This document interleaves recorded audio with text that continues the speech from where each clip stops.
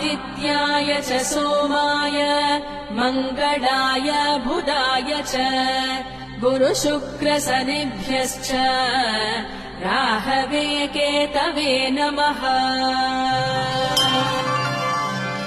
आदित्याय च सोमाय मङ्गलाय बुधाय च गुरुशुक्रशनिभ्यश्च राहवे केतवे नमः। आदित्याय च सोमाय मङ्गलाय बुधाय च गुरुशुक्रशनिभ्यश्च राहवे केतवे नमः। आदित्याय च सोमाय मङ्गलाय बुधाय च गुरुशुक्रशनिभ्यश्च राहवे केतवे